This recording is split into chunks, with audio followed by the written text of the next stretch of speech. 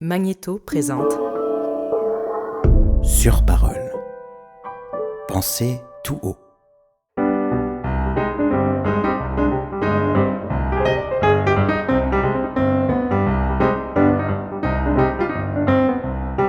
Les rencontres d'écrivains du CRILC.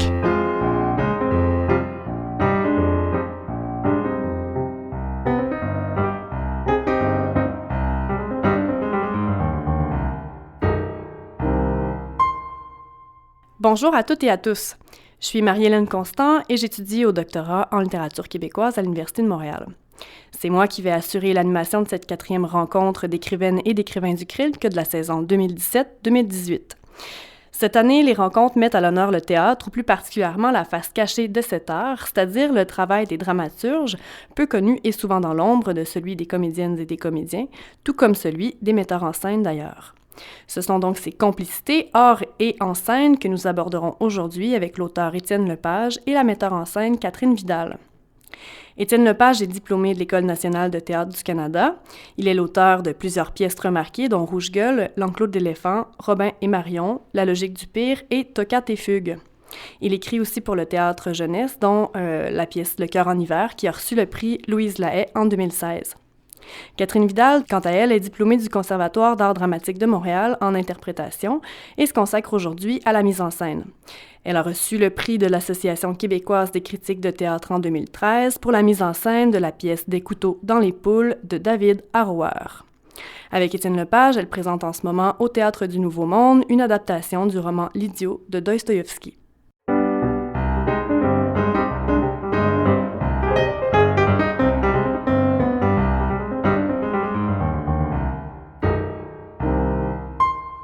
Pour commencer, j'aimerais que vous nous parliez de votre première rencontre finalement avec l'œuvre de l'autre. Donc, si je ne me trompe pas, votre première collaboration remonte à déjà en 2008 avec la pièce Acné japonaise qu'Étienne tu avais écrit et que vous aviez présentée au Théâtre La Chapelle. Donc, finalement, Catherine, pour commencer, pour briser la glace, comment est-ce que tu as rencontré les textes d'Étienne? En fait, on s'est rencontrés un peu plus tôt. On s'est rencontrés, c'est le NTE qui avait réuni 4 personnes qui ne se connaissaient pas pour créer le spectacle Théâtre Catastrophe. C'était une catastrophe. Non, c'était pas si pire que ça. Mais c'est là où il fallait donc écrire, jouer, mettre en scène. Il fallait tout faire, en fait. Et puis, fait qu'on a passé l'été là, à débattre, à écrire. Donc, naturellement, l'écriture est allée vers Étienne. Moi, j'ai pris un petit peu plus les rênes de la mise en scène déjà à cette époque-là. Donc, on s'est rencontrés sur ce projet-là.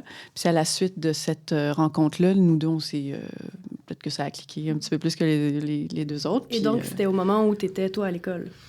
Oui, j'étais encore à l'école, oui. Ouais. Puis il est arrivé, à un moment donné, il m'a donné rendez-vous, puis il est arrivé avec cette pièce-là, Acné japonaise. Et si je te renvoie la question, Étienne, qu'est-ce qui t'a finalement attiré dans le langage scénique de Catherine? Bien, pour être honnête, la rencontre s'est plus faite humainement que artistique, que, tu sais, par œuvre interposée, parce que à cette époque-là, Catherine, elle n'avait pas fait de projet encore, ou en tout cas pas que je sache. Et donc, puis je pense pas qu'elle avait vu mes trucs à l'école non plus. Donc, ça a plus été, je pense, puis je le remarque peut-être, à l'époque, je le remarquais moins, mais aujourd'hui, je le remarque plus. C'est comme une capacité de penser avec un autre artiste. Puis c'est pratiquement plus important, je pense, que si l'œuvre comme telle a des affinités avec la sienne, parce que en ce moment, par exemple, je travaille avec Paul-André Fortier, qui est un chorégraphe qui a 70 ans. Il n'a pas le même âge, il est en danse, il n'est pas né dans la même époque, mais on est capable de penser ensemble. Donc, quand on a un objet, on est capable de réfléchir, puis de discuter, puis de faire des choix ensemble. Je trouve que ça, c'est plus important que si l'œuvre nous touche. Et donc, moi, en tout cas, c'est ça qui m'a attiré vers Catherine au départ, c'est que c'est quelqu'un d'extrêmement rigoureux. Je pense que je suis quelqu'un de rigoureux, puis souvent, j'ai l'impression que c'est jamais assez rigoureux à mon goût. Puis Catherine, elle a un niveau de rigueur qui accote le mien. Et donc, accote dans le sens qui se met vraiment là. On peut parler longtemps puis pas lâcher le morceau longtemps. Puis on a un donjon. Ouais, on a un donjon où est-ce qu'on se flagelle. Et ça, pour moi, c'est vraiment important d'être capable d'aller là.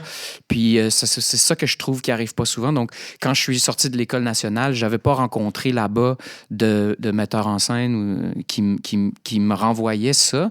Puis moi, je suis un auteur qui a toujours...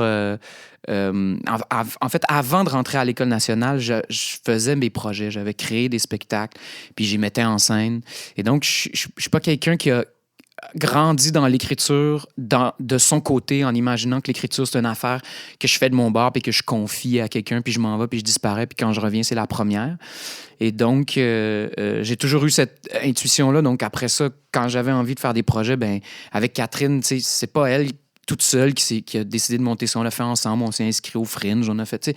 Donc, tout ça, ça faisait partie du processus. Donc, c'est comme ça que, voilà, c'est né.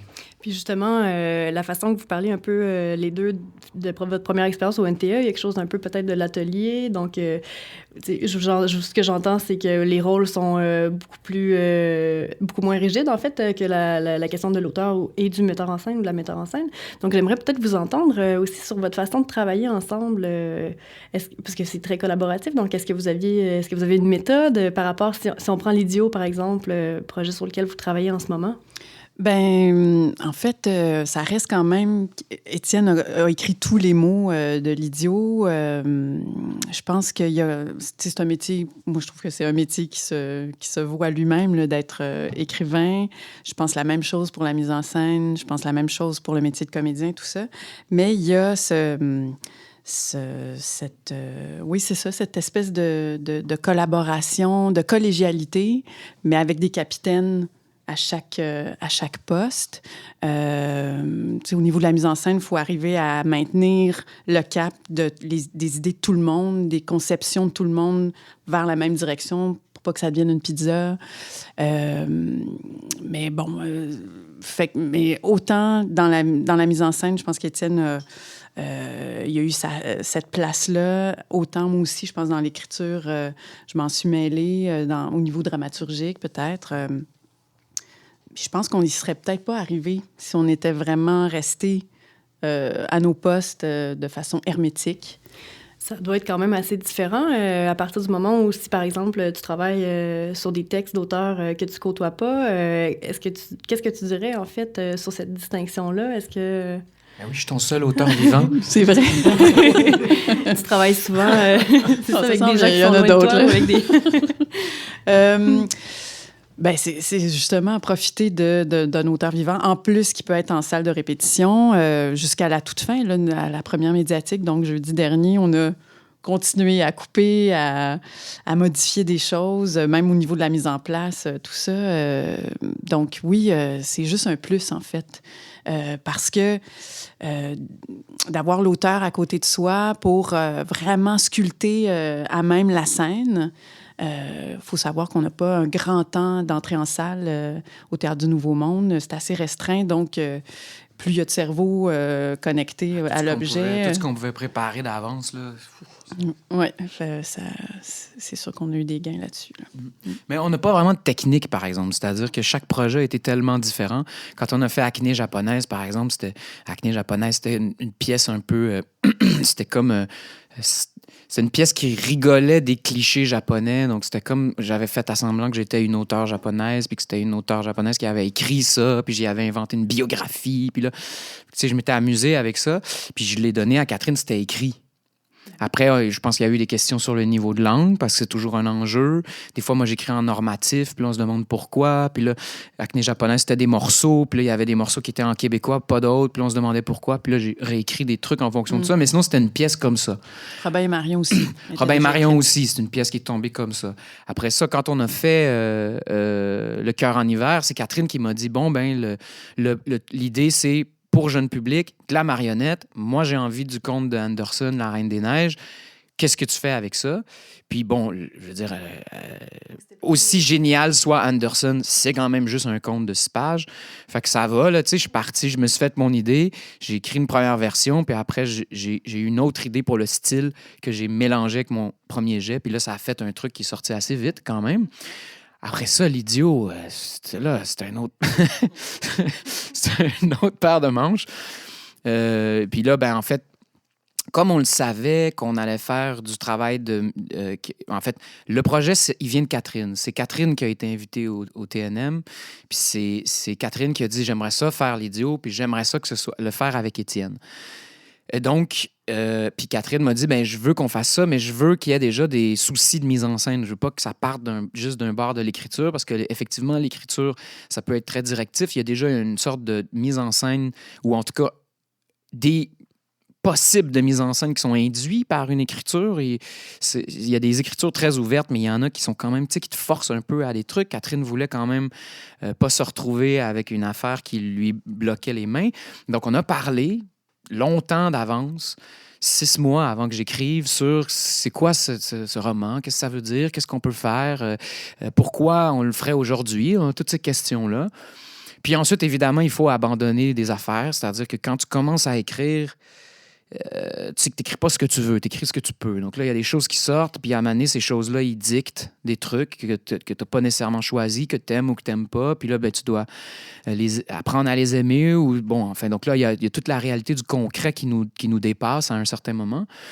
Mais on n'avait pas de technique, quoi. Après ça, moi, je suis parti, j'ai fait ça. Au début, je l'ai fait en normatif. Après, on s'est dit, c'est pas bon. En fait, on l'essaie tout ça en québécois. Là, je me suis traduit moi-même en québécois. Là, on a fait des lectures en québécois avec les comédiens. On a fait, il faut vraiment le faire en québécois. Là, j'ai continué en québécois. Puis mon premier travail, c'était vraiment de couper, parce que c'est tellement long, c'est tellement complexe. Il y a 60, 70 personnages. Nous, on savait qu'on pouvait juste en avoir 12, bon, tout ça. Puis à un moment donné, ben là, ça a été Catherine qui a repris le truc puis qui a dit, bon, ben garde, on a coupé tout ça. Moi, je trouve dans le roman, il manque ça. Puis là, on a re-enrichi ce que moi j'avais fait de tout ce que Catherine trouvait essentiel.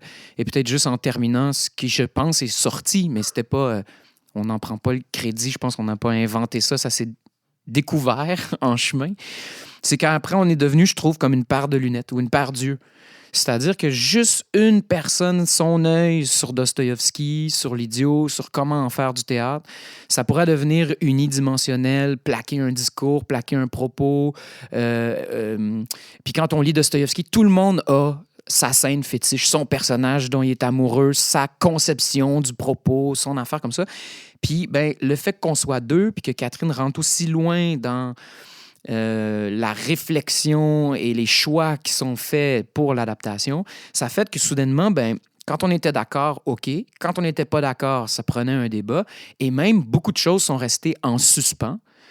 Et donc, c'est aussi ce qui crée la 3 dimensions, la vie de cette aventure-là. C'est qu'il y a des choses que, ben, comment je l'ai écrit, moi, j'aime ça. Elle, ça lui convient, même si on ne pense pas nécessairement la même chose de ce que ça veut dire. Donc là, ça devenait bon signe, ça. Tu sais, on se disait, c'est comme, on a 2 regards sur le même objet, puis quand ça se recoupe, on est capable de voir une chose qui peut-être va mieux se transmettre aux autres et pas être juste ma vision ou sa vision.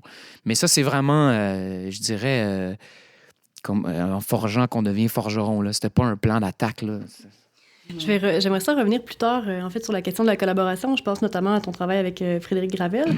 Mais avant, je voulais vous entendre de part et d'autre. T'en as un peu parlé, Étienne, mais sur votre vision de qu'est-ce que c'est une adaptation. T'en parlais un peu. T'as essayé un langage normatif. Après ça, tu l'as réécrit en québécois. Des fois, il y a un travail d'extension du texte, dans le cas de Le cœur en hiver, par exemple. Des fois, un espèce de travail de découpage, comme c'est le cas avec l'idiot. Donc, puis je sais aussi que Catherine, t'as souvent travaillé avec des adaptations. Donc, est-ce que pour toi, c'est presque une traduction? Est-ce que c'est une appropriation? Est-ce que c'est un déplacement? Bien, ce qui a été vraiment intéressant sur cette adaptation-là, c'est que effectivement, je me suis un peu infiltrée, pas avec le crayon, mais... et voir comment ça fonctionnait aussi dans la tête à Étienne, comment ça... C'était vraiment intéressant. En fait, c'est vrai qu'il y a eu un premier 6 mois, il n'y a pas eu d'écriture tout de suite. On a beaucoup discuté des conventions. même scénique, oui. Donc, les règles du théâtre, quelles règles on allait appliquer à ce texte-là. Assez vite, je me suis dit, j'avais formulé le désir qu'on abatte le quatrième mur ou qu'il y ait une conversation scène-salle, mais on est allé beaucoup plus loin, donc avec Étienne, dans la formulation et la précision de cette convention-là, et qui en a amené d'autres. Et qui venait aussi soutenir... quelle convention venait soutenir quoi dans le roman?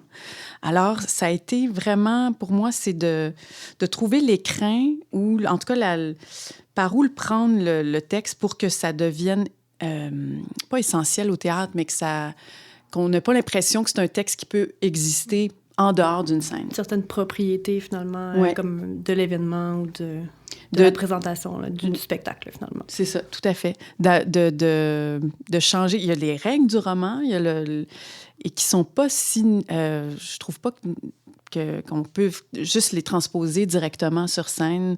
J'ai souvent l'impression, quand c'est juste des pavés de narration, puis ça, c'est selon mon goût personnel, mais j'ai l'impression que les acteurs ont les ailes coupées, puis ils sont là en train de nous débiter toute la page, et je vois la page du roman, je vois la lourdeur des règles romanesques et pas celle du théâtre.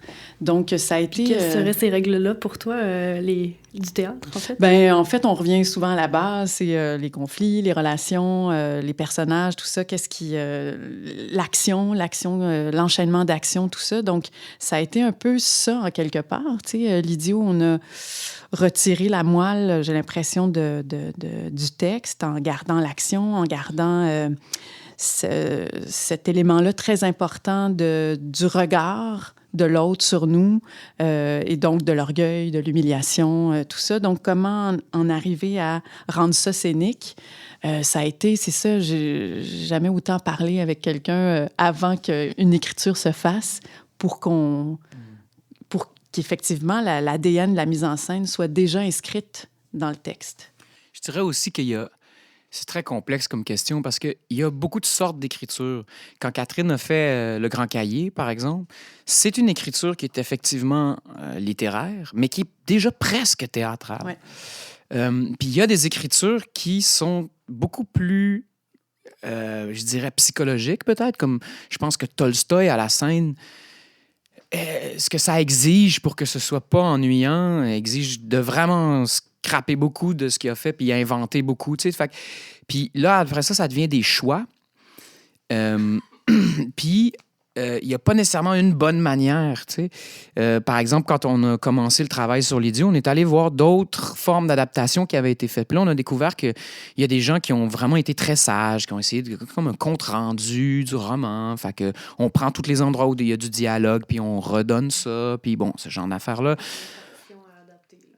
Oui, ben c'est comme une affaire assez prudente qui fait comme très confiance à l'œuvre, comme si l'œuvre avait ses propres réponses d'un médium à l'autre. Enfin, ça se défend, mais je sais pas quel sens ça aurait de faire ça aujourd'hui, considérant que ça a déjà été fait, puis considérant aussi que le théâtre est plus à la même place que peut-être nous, ce qu'on avait vu, c'est une affaire qui avait été faite dans les années 60, 70.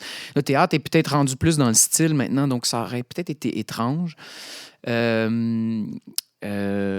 Et donc, il y a non seulement la chose que tu dois transférer, mais il y a aussi ce que tu veux tenter de faire. C'est-à-dire que nous, ce qui nous inquiétait par rapport à l'idiot, c'était que ça fasse vieille Russie, vieil objet littéraire, vieille affaire un peu, parce que c'est quand même l'histoire d'une femme à marier, c'est quand même la noblesse, des affaires qui peuvent, au premier degré, pas vraiment nous toucher si on fait pas attention. Puis là, on se disait, tu sais, par exemple, pour le choix du Québécois, on se disait, mais là, si c'est une femme à marier, c'est en Russie, c'est Saint-Pétersbourg, puis ils parlent en français normatif, ils vont être loin, là, tu sais, sur scène, ils vont paraître lointains, ils vont paraître poussiéreux un peu. Fait qu'à un moment donné, c'était des choix, puis c'est un pari, parce qu'on peut se tromper, d'essayer de faire que, ils sont proches de nous. on les sent proches de nous quand même. Puis notre proposition, ça a été le Québécois et le 4e mur. Donc, comme disait Catherine, ce qu'on a fini par trouver, c'est pas du tout de la distanciation au sens où les interprètes se mettent pas à être des interprètes puis à dire « Ah, moi, je joue Mishkin » ou tu sais, il n'y a pas du tout ce niveau-là. C'est juste, on n'est pas à Saint-Pétersbourg, on n'est pas à Montréal, on est là, cet endroit-là. Donc, le public est là. Est-ce que c'est une pièce de théâtre? Je pense pas. Je pense pas que les personnages jouent comme s'ils étaient des personnages d'une pièce de théâtre, mais il y a clairement un tas de gens devant eux qui les écoutent. Et donc, au départ, c'est ça qu'on s'est dit, moi et Catherine. On veut pas que les comédiens jouent. On veut pas des doubles ou triples personnages. Le comédien, le personnage et le bon. On veut juste l'histoire de Mishkin, de Nastasia, de Roga. On veut leur histoire à eux. Mais on va être toujours dans un espace public rempli de gens qui observent. Puis moi, ça a été ça mon guide au départ. Tout le temps, je me disais, si ce personnage-là parle et dit ça, il le sait, il y a des gens devant lui. Et donc là, on a identifié qui sont les personnages qui n'en ont rien à foutre d'être écoutés, qui sont les personnages qui sont fiers d'être écoutés, qui sont les personnages qui ont honte et qui sont les personnages qui veulent se justifier. Et c'est un peu comme ça que leur énergie s'est trouvée. Mais ça est né pas d'une loi de l'adaptation, mais plus d'un choix par rapport à ce spectacle-là en particulier et par rapport à... On pensait aussi souvent... On est au TNM, c'est pas pareil que l'Espace Libre. On a 12 interprètes, c'est pas pareil que 2 interprètes. Donc après ça, c'est vraiment des choix pour que... Puis nous, ben, je pense que les difficultés, c'était il faut pas que ce soit poussiéreux, il faut pas que ce soit littéraire. Rapprochons ça de nous et focusons sur l'espèce de dynamique morale, parce que Dostoïevski, c'est un auteur très moral, c'est des enjeux moraux dont il traite. Focusons sur ça, parce que ça parle encore aujourd'hui. C'est la même chose. Comment ça se fait que 2 personnes s'engueulent et sont convaincues d'avoir raison? C'est fascinant parce que la façon que tu as de parler de la parole, moi, c'est aussi quelque chose que je retrouve beaucoup dans tes shows, en fait.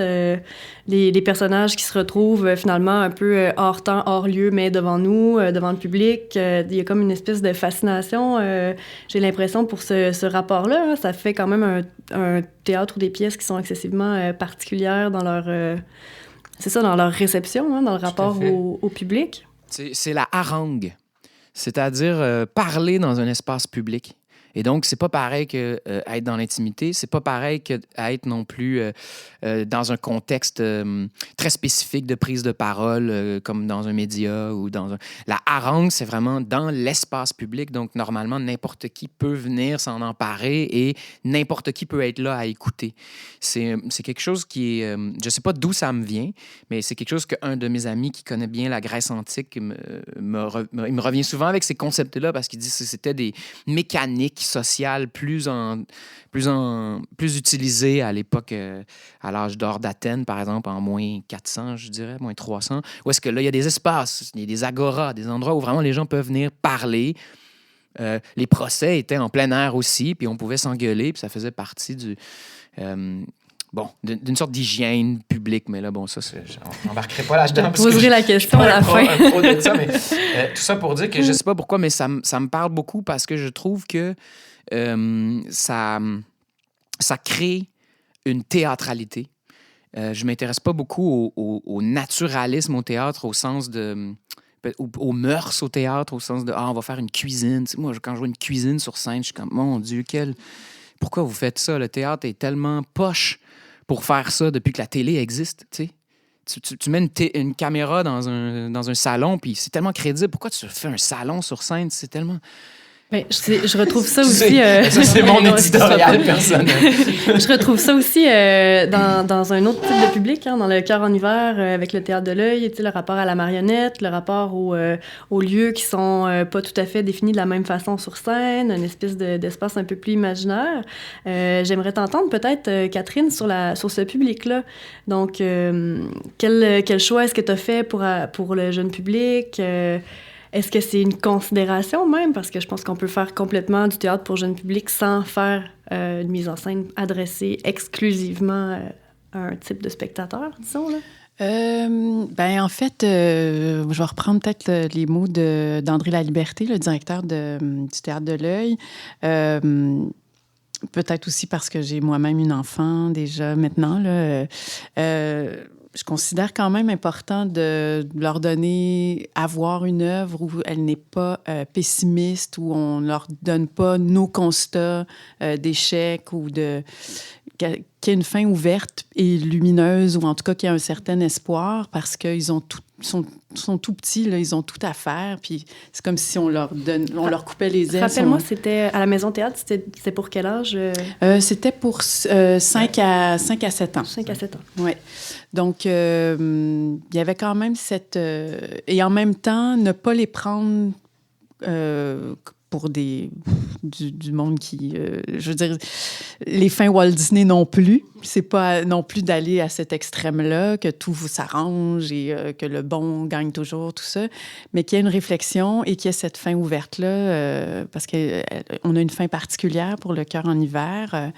Est-ce que tu peux la décrire pour oui, les en fait, auditrices et auditeurs? Oui, donc La Reine des Neiges, on se rappelle, donc pas Frozen de Walt Disney, mais la vraie Reine des Neiges, c'est deux amis en bas âge, Gerda et Kay, qui s'amusent ensemble, sont pauvres, bon, tout ça. Et puis la Reine des Neiges arrive à un moment donné et offre la possibilité à Kay de ne plus souffrir, ne plus être pauvre, ne plus rien sentir, en fait. Et lui offre de l'amener à son palais de glace. Et il finit par y aller. Et puis, dans l'histoire réelle, en fait, Gerda, quand elle arrive, parce qu'elle se met à sa recherche, elle traverse toutes sortes d'épreuves qui pourraient la décourager, mais non, elle continue. Quand elle arrive au Palais des Glaces, elle voit Kay en train de jouer, je pense, avec des glaçons et essaie de former le mot éternité ou quelque chose comme ça. Puis elle, avec je pense que c'est une larme, fait dégeler son cœur de glace, puis finit par la suivre et s'en aller. Alors que nous, dans la pièce, puis c'est une proposition d'Étienne que je trouvais vraiment super intéressante à proposer aux enfants et aux parents pour alimenter une discussion. En fait, lui, il décide, il n'a pas ce courage-là de ressortir et donc de tout sentir. Il préfère être d'être sur la glace, donc de ne plus être dans la peur, dans la pauvreté, dans la souffrance. Et elle le force pas non plus à s'en aller. Donc, il y a une espèce de libre arbitre, en fait, qui est mis en scène là. Et puis, elle sort de là. Bon, c'est sûr qu'elle est un peu triste, mais toute cette aventure n'a pas servi à rien. Ça lui a montré tout son courage. Il me semble qu'à la fin, le printemps revient. Puis... Oui, c'est ça. Il y a tout ça. Mais il y a quand même... Donc, cet ami-là qui a décidé de ne pas la suivre. Et pour toi, donc, tu parlais de justement de ne pas prendre finalement le spectateur enfant pour quelqu'un qui ne peut pas comprendre et tout. C'est quoi est-ce que tu pourrais me nommer un défi quand tu prends ce pari-là en tant que metteur en scène? Est-ce que la marionnette aide à amener plus doucement peut-être ces thématiques-là, cette douleur-là? Est-ce que... en fait, c'est à la toute fin. Hein. Sinon, avant ça, en fait, pour moi, la marionnette, il y a quelque chose dans l'imaginaire, dans la transposition, justement, de pas être nécessairement dans le réalisme. La marionnette aussi a ses propres règles. Donc, c'est en fait d'ouvrir le plus possible à différents moyens de fiction, comment transposer ça scéniquement. C'est toute l'imagination, en fait, qui est déployée, puis et eux, comment ils peuvent transposer leurs émotions par rapport à un objet. Puis il y avait aussi un personnage avec une grande robe, comme un peu de jardin, donc il y a un rapport la très magicienne. Imagé. Oui, la magicienne qui était... Aussi, la marionnette, ça permet de faire des choses qu'on peut jamais faire au théâtre, c'est-à-dire avoir 400 personnages, 12 000 lieux, des poursuites, tu sais, des affaires qu'au théâtre, ça marche pas pantoute. Là. Ça, c'est cool. Puis toi, Étienne, comment est-ce que écrire pour jeune public, ça a influencé ta langue d'écriture, ta langue de... Est-ce que... Ben, moi, mon maître à penser de l'écriture jeune public, c'est Louis-Dominique Lavigne. Puis Louis-Dominique, il disait, il y a rien... Quand on écrit pour le jeune public, il faut pas diminuer ses exigences. C'est pas ça. C'est juste, il faut pas les ennuyer. puis ils n'ont pas les mêmes intérêts que des adultes. Et donc, tu les intéresseras pas avec des enjeux qu'ils connaissent pas, tu les intéresseras pas avec des enjeux historiques ou des références, mais tu peux leur parler de n'importe quoi. Et donc, moi, c'est plus ça. Quand j'écris pour du jeune public, c'est mon seul souci. Même que j'ai même un plaisir à faire un peu exprès d'écrire des choses un peu pas correctes pour les enfants. Mais c'est un texte aussi qui est très poétique. Je pense que c'est pas du tout simplifié, en fait, au contraire, à mon avis, là. Oui, ben non. Ben, en fait, pour Le cœur en hiver, spécifiquement, c'était un conte de Anderson. Pour ceux qui connaissent un petit peu cette période-là, c'est le romantisme en Europe. Et donc, c'est comme une sorte d'époque où on refuse l'intelligence, où on dit l'intelligence a amené à la Révolution française à des massacres, puis à des échecs, puis à tout ça. Puis on va essayer de revaloriser le mystère, revaloriser la magie, revaloriser la foi aussi. Et donc, j'aimais pas vraiment sa dichotomie, lui, parce que ce qui arrivait à Kay, qui le congelait, c'était le mal. Puis le mal, c'était de devenir rationnel. Puis là, ben, quand il écrivait Éternité, il faisait des calculs aussi. Puis là, il était bon en mathématiques. Tu sais, ce genre de message-là qui faisait le lien entre connaissance et danger. Puis moi, je trouvais que l'intelligence, c'est pas vrai qu'elle est froide, puis c'est pas vrai qu'elle mène nécessairement à de l'inhumanité. Et donc, j'ai changé sa dichotomie pour faire une dichotomie plus accepter ou refuser que la douleur fasse partie de la vie. Donc, je pense que c'est ça qui a donné beaucoup de dynamisme, parce que sinon, c'est la même histoire, là. C'est les mêmes aventures, c'est les mêmes péripéties, mêmes personnages, même nom, même... Tu sais, donc, là-dessus, c'est plus la langue après que j'ai changé aussi. C'est-à-dire que j'avais fait un premier jet avec une langue un peu plus classique. Puis là, je suis tombé sur des textes de Gertrude Stein, qui, pour ceux qui la connaissent pas, Gertrude Stein, c'est avancer en avançant, puis monter en haut, tu sais, faire des tautologies, mais pour le plaisir. Puis c'est drôle parce que les enfants adorent ça, ces affaires-là. Puis quand je suis tombé là-dessus, j'ai fait « Ah, c'est ça, il faut que je réécrive mon truc » mais comme si j'étais Gertrude Stein. Puis là, je l'ai tout réécrit. Puis là, ben, tout le monde avance en avançant avec ses pieds, en utilisant ses pieds, tu sais, des affaires comme ça. Puis ça a rendu le truc bien ludique. Merci. Tout à l'heure, j'ai dit que j'allais revenir à la question de la collaboration avec Frédéric. Donc, tu as collaboré avec Frédéric Gravel sur Ainsi parlait, mais aussi dans La logique du pire. Donc, je me demandais qu'est-ce que finalement votre travail de collaboration allait chercher dans le langage d'un et l'autre. Parce que quand on écoute, par exemple, quand on regarde Ainsi parlait, ça reste du Lepage, puis ça reste du Gravel. Donc, je voudrais t'entendre là-dessus, sur cette collaboration qui me paraît assez singulière dans ton parcours. Ben, en fait, qu'est-ce que je pourrais dire sur la collaboration? L'idée d'Ainsi parlait, c'était vraiment comment on peut faire du texte et du mouvement ensemble. Donc, c'était vraiment ça l'objectif du spectacle. Donc, moi, j'avais fait des spectacles où on avait un peu demandé à des chorégraphes de venir faire des petits bouts, entre autres dans Rouge Gueule. Il y avait Caroline Lorrain-Bocage qui avait fait tout un number complètement chorégraphié. C'était surréel, ça sortait un peu de nulle part, puis t'en mangeais tu sais, ça faisait vraiment un effet incroyable. Oui, c'est ça. Puis là, ils font abandonne, là, un pep talk pour te downer. Là. Tu sais, c'était quand même assez brutal. Puis là, je me dis, ça serait intéressant de vraiment juste travailler avec ça. Tu sais, pas juste faire un petit caméo, mais vraiment travailler ça. Puis là, j'avais rencontré Caroline Lorrain-Bocage sur différents projets. Je savais que Frédéric faisait ça sur d'autres projets, des petites affaires, des petites apparitions. Puis j'allais voir les shows de Frédéric Gravel, puis je capotais bien raide sur ce qu'il faisait. C'est déjà tellement théâtral. Ceux qui ne connaissent pas, c'est très théâtral. Et donc, c'est comme ça que j'ai eu l'idée de l'approcher. Après, on est arrivé en salle de répétition. Moi, je ne suis pas tellement un partisan de l'écriture faite par les comédiens. C'est un choix personnel, mais je trouve que c'est plus le fun quand tu as un auteur comme ça. Il y a vraiment une direction dans l'écriture. Mais je n'ai pas écrit d'histoire. J'avais écrit juste plein de numbers. Comme j'avais fait un peu dans Rouge Gueule, dans Kick, tu sais, c'était comme une sorte d'habitude ou de réflexe que j'ai. J'aime ça faire ça. Un personnage, on ne sait pas d'où il vient, on ne sait pas où il va. Il fait juste dire une affaire, puis t'es pris avec. C'est un peu comme si le public ouvrait la porte sur une scène qui se passait déjà. Tu vois ça, puis là, tu fais « Oups, je vais m'en aller ». Puis là, t'es pris un peu avec ça. Donc, j'avais ça. Je suis arrivé en salle de répétition avec ça. Puis après ça, c'était juste... sans blague, c'était juste de jeter des textes sur des mouvements. Puis la plupart du temps, c'était nul. Puis une fois, de temps en temps, il y avait une petite étincelle qui faisait « Ah, OK, ça marche ». La difficulté texte-mouvement, c'est que rapidement, ces deux langages, alors ils veulent devenir la métaphore l'un de l'autre. Donc, l'exemple que je... Ouais, c'est ça. L'exemple que je donne tout le temps, c'est si je parle de quelque chose de très dur puis que je me mets à shaker comme ça, vous allez faire, bon, le texte explique le mouvement explique le texte, il reste plus rien, on s'en fout. Donc, puis si je fais n'importe quoi, ben vous allez dire, c'est n'importe quoi.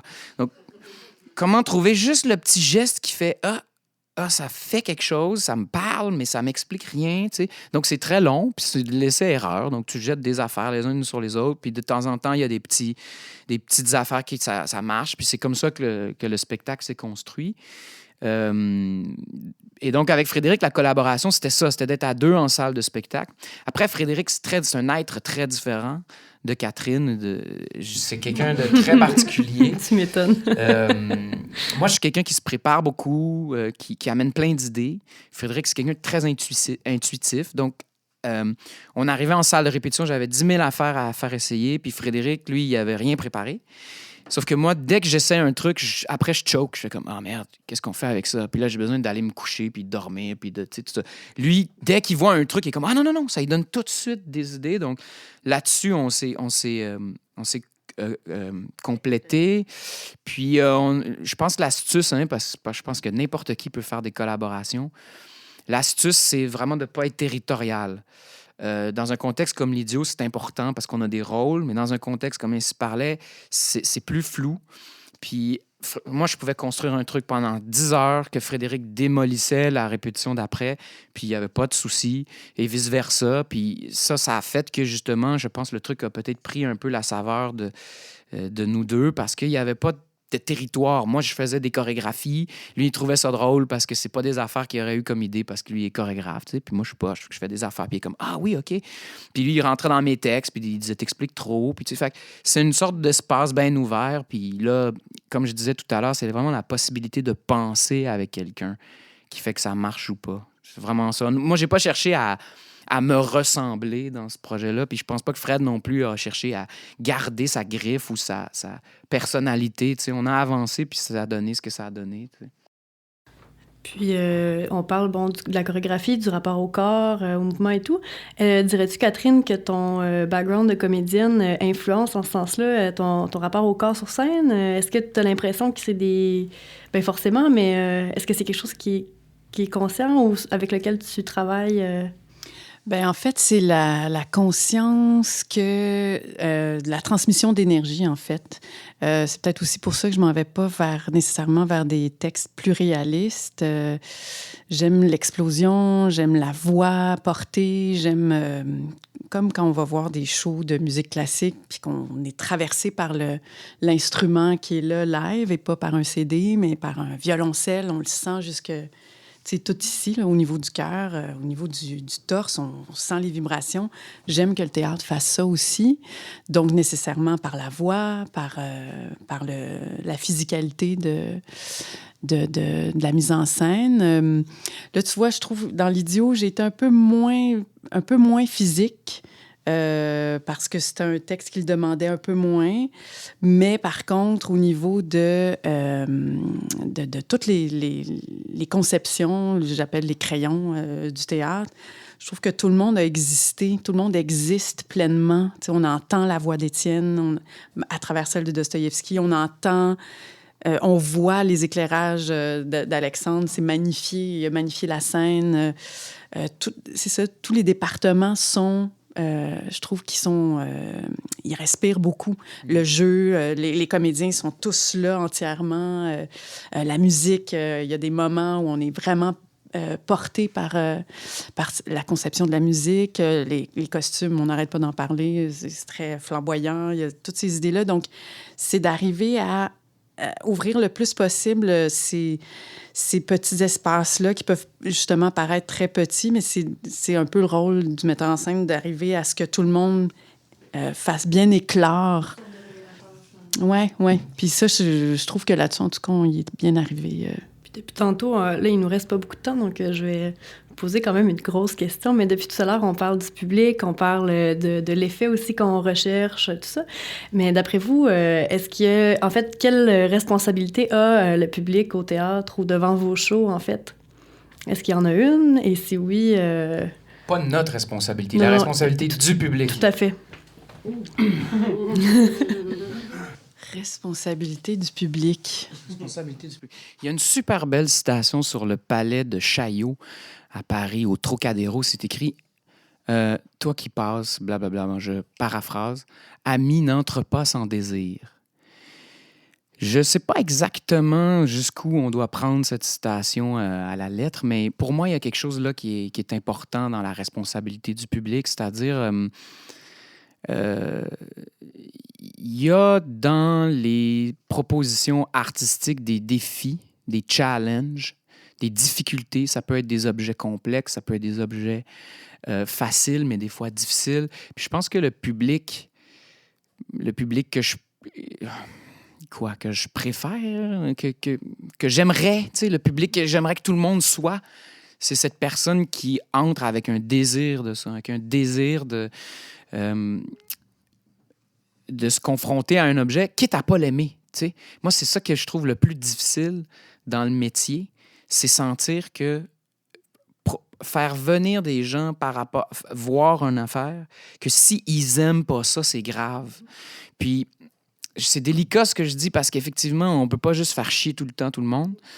Ça j'en suis conscient, mais il y a un risque, en fait. C'est ça, je pense, dont il est question. Il y a un risque parce qu'on essaie de ne pas redire ce qui a déjà été dit 1000 fois. C'est pas juste l'idée de faire du nouveau, c'est l'idée de se faire réfléchir, de se faire vivre, de se provoquer à des trucs.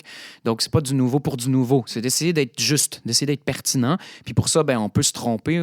Ça peut être difficile, ça peut être ardu, ça peut demander 8 heures de silence ou de, tu sais, je sais pas quoi. Et donc, il y a un risque. Les artistes, on prend des risques, ou en tout cas, je pense qu'on prend des risques constamment. Et je pense que la responsabilité du public serait d'être conscient du risque que lui a à prendre. Puis peut-être que cette notion-là, elle manque dans notre société qui ne s'intéresse pas assez à la culture. C'est comme toujours les mêmes personnes, c'est comme toujours des gens assez éduqués, assez privilégiés qui ont justement, en plus, le privilège d'avoir envie de prendre des risques. Comme public, tu sais. Fait que ça manque. Ça manque. Puis quand tu es dans une salle de gens qui ont le goût de ça, c'est tellement magnifique. Je la trouve difficile parce que déjà, cette question-là, parce que je trouve déjà de venir s'asseoir dans une salle de théâtre, c'est déjà une démonstration de curiosité. Après ça, c'est les expériences qu'on propose. Mais que quelqu'un arrive là, les bras croisés, puis qu'il veut vraiment pas aimer ça dès le début, pourquoi pas? Il y a quelque chose là qui va se... Il s'est quand même assis là, sur la chaise, tu sais, pour venir voir ce spectacle-là. Je sais pas si on dirait que j'arrive pas à leur donner une part de responsabilité, juste de venir collectivement assister à une expérience. Pour moi, c'est déjà pas mal, en fait. C'est énorme, en effet. Puis, c'est ça, je pense que tu le disais assez bien, le risque et tout, mais la question était posée plutôt puis vous avez très bien répondu, cela dit, mais c'était plutôt dans un rapport comme dialogique, finalement, comme toi, tu prends beaucoup de responsabilités, tu prends beaucoup de risques, justement, donc c'était plutôt dans ce sens-là, dans le sens relationnel, mais je pense que tu as tout à fait répondu. Si vous voulez, je poserai une dernière question, puis ensuite, je vous donnerai la parole dans la salle, si vous voulez. Donc, c'est aussi une autre grosse question, bien sûr. Mais dans les derniers mois, dans la dernière année, on a beaucoup parlé, justement, d'une sorte de responsabilité du théâtre, avec la place des femmes, notamment, aussi la place de toutes ceux et celles qui sont marginalisées. Donc, en terminant, je voulais vous entendre là-dessus. Est-ce que finalement, quoi faire avec ça? Est-ce que pour vous, c'est une considération? Est-ce que c'est un risque, justement? Est-ce que c'est quelque chose à regarder dans l'avenir? Est-ce qu'au contraire, c'est quelque chose qui ne vous parle pas dans votre langage scénique? Moi, je suis juste pas sûr de bien comprendre à quoi tu fais référence exactement.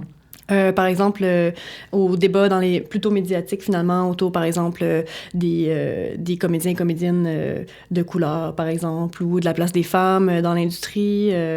Donc, c'est à ça. Donc, le discours médiatique. Comment, en d'autres mots, finalement, comment est-ce que vous vous situez par rapport à ce discours médiatique-là sur, finalement, les enjeux ou les questions qu'on pose au théâtre québécois en ce moment? Bien, moi, je pense que c'est extrêmement important. Puis même, je me suis rendu compte moi-même, justement, tu sais, la distribution de l'idiot, je l'ai fait avant que tous ces débats-là surviennent. Puis aujourd'hui, je fais, tu sais, j'aurais pu m'ouvrir ces œillères-là, parce qu'effectivement, on travaille toujours avec la même gang, puis tout ça. Donc, maintenant, au contraire, ça m'a sensibilisée, moi aussi, en tant qu'artiste, de m'ouvrir à ces problématiques-là. C'est sûr qu'au niveau des femmes, on a envie, mais en même temps, je trouve qu'en ce moment, juste parce qu'on fait, en ce moment, il y a beaucoup de productions qui sont bien portées par des femmes. La preuve, elle est là. Fait que des fois, en fait, j'aurais envie d'inviter certains directeurs de théâtre pour aller voir, je ne l'ai pas encore vu, mais La déesse des mouches à feu. Il paraît que Chienne aussi, Théâtre d'aujourd'hui, ça se passe super bien. Que les metteurs en scène femmes, on n'a pas juste à les confiner dans les petites salles, qu'elles sont capables de porter des projets d'envergure. Oui, moi, je suis complètement d'accord avec ça. Je pense qu'il faut réaliser que les privilèges des gens, des différents groupes sociaux se répercutent dans toutes les sphères de la société. Donc, évidemment, être homme, être blanc, être hétéro, toutes ces affaires-là, ça joue dans la réalité du milieu artistique. Donc, oui, ça fait du bien que ça sorte. Après ça, moi, j'aurais le goût de dire que je prends la question dans un autre sens, là. Je trouve que y a une vision de l'art en ce moment comme quelque chose qui doit être fait par des artistes. Tu sais, comme l'art, c'est des artistes, c'est une sorte de milieu de professionnalisation. Puis je trouve que ça fait partie du problème. C'est-à-dire, on se demande pourquoi il n'y a pas de personnes plus défavorisées dans le milieu artistique. Bien, tout simplement parce que tu n'as pas la possibilité, quand tu viens d'une classe sociale qui a plus de difficultés, de prendre le risque de faire une job qui ne va jamais rien te rapporter. Tu sais? Nous, on a tous des parents bien installés, décider ça.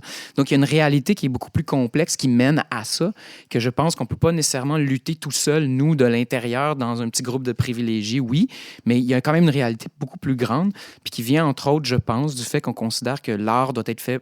L'art est aux artistes, comme. Et donc, les gens font de moins en moins d'art dans les écoles.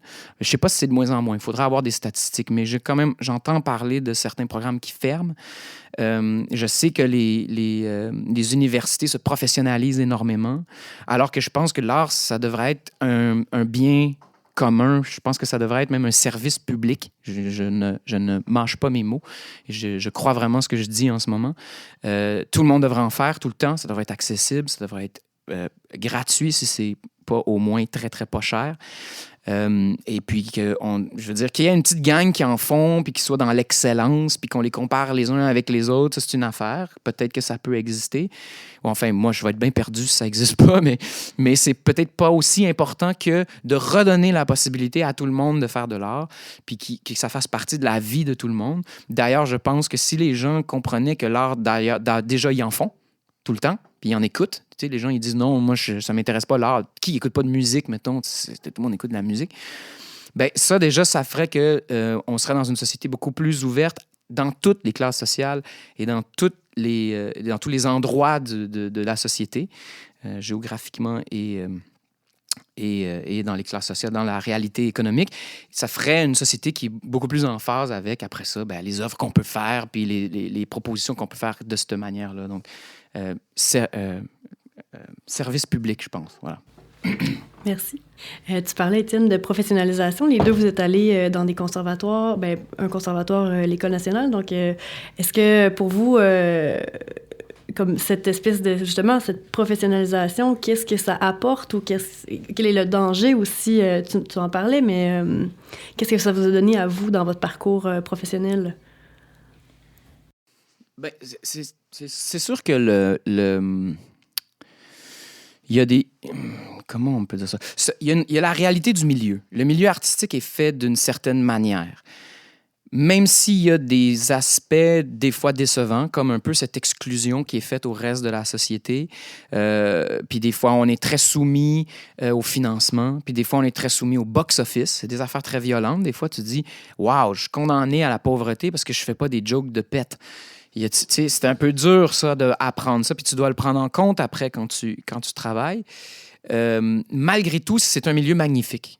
C'est un milieu, moi j'ai rencontré personne qui était là pour les mauvaises raisons. C'est des gens qui travaillent fort, qui sont à la recherche, qui prennent des risques, qui sont prêts à sacrifier confort, bien personnel et beaucoup de choses parce qu'ils veulent chercher. Ils veulent chercher, ils veulent se questionner sur qui ils sont, quelle est leur société, etc. Et donc, ça, c'est vraiment magnifique. Et l'école, moi, personnellement, m'a préparé aussi à ça d'une manière tout à fait... j'ai pas l'impression qu'on m'a fabriqué comme mécanicien pour une job de mécanicien à visser le même boulon tout le temps dans une usine. T'sais. On m'a préparé à être un citoyen, à être un artiste qui réfléchit, qui se pose des questions, à être humain, à échanger avec les autres, à comprendre que tu n'as pas toujours raison. Des affaires que, justement, je trouve tout le monde devrait pouvoir faire, justement, quand je parlais de service public. C'est de l'éducation, d'une certaine manière. Puis nous, on a comme le privilège de pouvoir être sans arrêt dans ça toute notre vie, ce qui est complètement fabuleux. Donc, l'école prépare à ça. Peut-être que l'école... moi, j'étais dans un programme d'écriture dramatique. Donc, évidemment, on ne nous traite pas de la même façon que des gens qui sont en jeu ou peut-être en production. Ou est-ce que là, il y a des rôles plus précis au niveau technique ou au niveau du marché. Je sais que là, il y a un marché. Fait que là, quel genre de personnes, quel genre de comédiens, il faut les préparer à un niveau de jeu, des affaires comme ça. Peut-être Catherine peut mieux répondre que moi sur cette dimension-là. Ça reste quand même... Ça reste quand même nécessaire, je pense. Oui, tout le monde fait de l'art, c'est accessible à tous, mais le cours, la formation, c'est ça qui devrait être en fait accessible.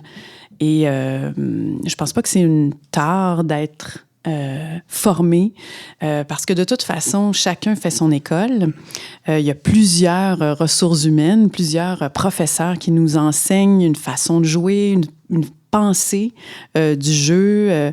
Donc, selon la perception, ou en tout cas l'idée qu'on se fait du théâtre, on va chercher, on va puiser chez les différents professeurs notre bagage. Donc, pour moi, on est des artisans.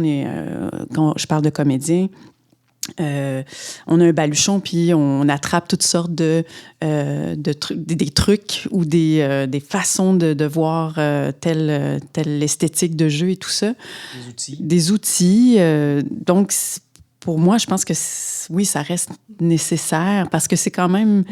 L'art, c'est quand même l'excellence. Et c'est pas... je trouve que des fois, c'est d'évaluer quand je vois tout ce qui se fait.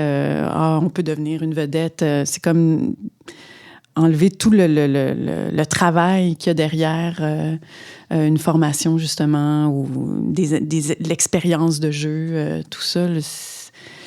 Ouais, pour moi, je trouve pas que c'est un défaut, en fait. Pas du tout.